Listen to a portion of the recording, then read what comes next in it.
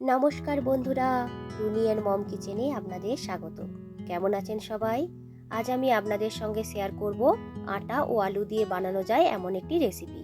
এই রেসিপিটা চাইলে আপনারা সকালে ব্রেকফাস্ট হিসেবে বা বিকেলে ইভিনিং স্ন্যাক্সেও বানাতে পারেন। এই রেসিপিটা আপনারা বাচ্চাদের টিফিনেও কিন্তু দিতে পারেন।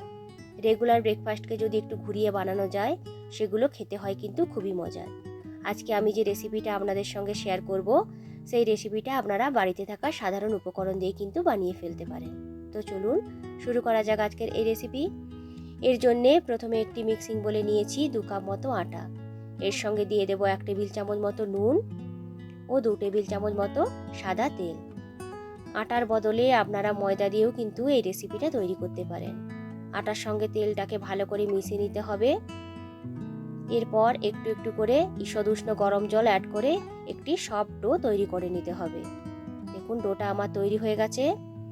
কিছুটা তেল ডোয়ের উপরে মাখিয়ে দেব যাতে ডোটা শুকিয়ে না যায়। এরপর ঢেকে রেখে দিয়েছি 10 মিনিটের মতো।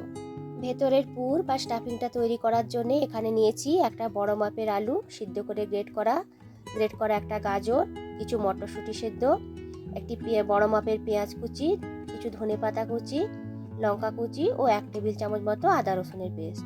আপনাদের হাতের কাছে যে সবজি থাকবে তাই দিয়েও কিন্তু এই রেসিপিটা বানিয়ে নিতে পারেন। এরপর একটি প্যানে দিয়ে দিলাম 2 টেবিল চামচ মতো তেল। তেলটা যখন একটু গরম হয়ে আসবে তখন এতে অ্যাড করে দিলাম 1/2 টেবিল চামচ মতো জিরে। জিরে থেকে যখন একটু ভাজা ভাজা গন্ধটা বের হবে তখন এতে অ্যাড করে দিতে হবে কেটে রাখা পেঁয়াজ। লো টু মিডিয়াম ফ্লেমে 2 থেকে 3 মিনিটের মতো ভালো করে পেঁয়াজটিকে ভেজে নিতে হবে। দেখুন 2 মিনিটের পর পেঁয়াজটি কিন্তু অনেকটা নরম হয়ে গেছে এবং এর কালারটাও কিন্তু অনেকটা চেঞ্জ হয়ে গেছে।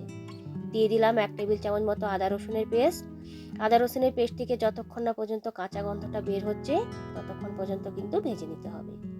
এরপর এতে দিয়ে দিলাম গ্রেট করে রাখা গাজর ও সামান্য একটু নুন। সব কিছু দিয়ে ভালো করে আরও মিনিট খানেকের মতো একটু ভাজা ভাজা করে নেব। দেখুন গাজরটা কিন্তু ভাজা হয়ে গেছে। এরপরেতে দিয়ে দিলাম 1 টেবিল চামচ করে হলুদ গুঁড়ো, 1 টেবিল চামচ জিরে গুঁড়ো, 1 টেবিল চামচ গরম মশলা গুঁড়ো ও 1 টেবিল চামচ গোলমরিচ গুঁড়ো। গোলমরিচের পরিবর্তে আপনারা লঙ্কা গুঁড়ো ব্যবহার করতে পারেন। সামান্য একটু জল দিয়ে ভালো করে মশলাটাকে কষে নিয়েছি। এরপর এতে দিয়ে দিলাম আগে থেকে সিদ্ধ করে রাখা আলু, মটরশুঁটি ও কাঁচা লঙ্কা কুচি। ঝালটা আপনারা আপনাদের প্রয়োজন মতো কম বেশি করে নেবেন। আলুর সঙ্গে মশলাটিকে ভালো করে মিক্সড করে নিতে হবে। আলুর সঙ্গে মশলাটা ভালো করে মিক্সড করে নেওয়ার পর এরপরেতে দিয়ে দেব ধনেপাতা কুচি। সব কিছু দিয়ে আরও মিনিট খানেকের মতো ভালো করে ভাজা ভাজা করে নিলেই কিন্তু তৈরি হয়ে যাবে এই ভেতরে দেওয়ার পুর বা স্টাফিংটি। এটিকে রেখে দেব ঠান্ডা হওয়ার জন্যে।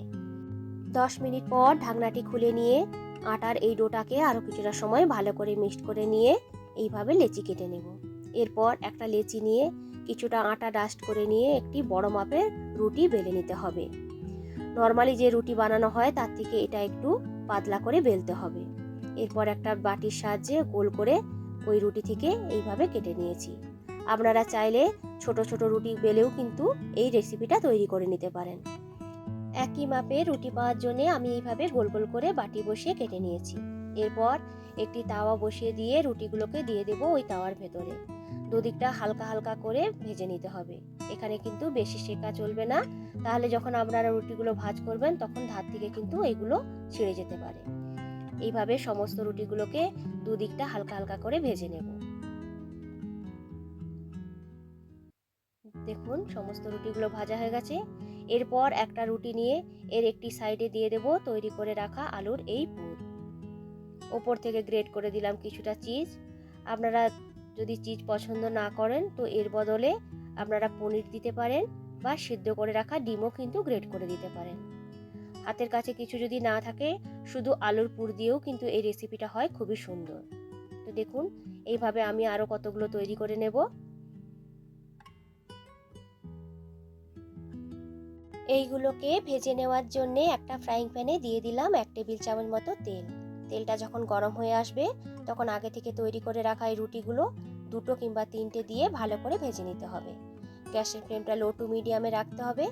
যখন দেখবেন যে এর এক দিকটা একটু লাল লাল হয়ে ভাজা হয়ে গেছে তখন উল্টে দিতে হবে আরেক দিকটা ভাজার জন্য।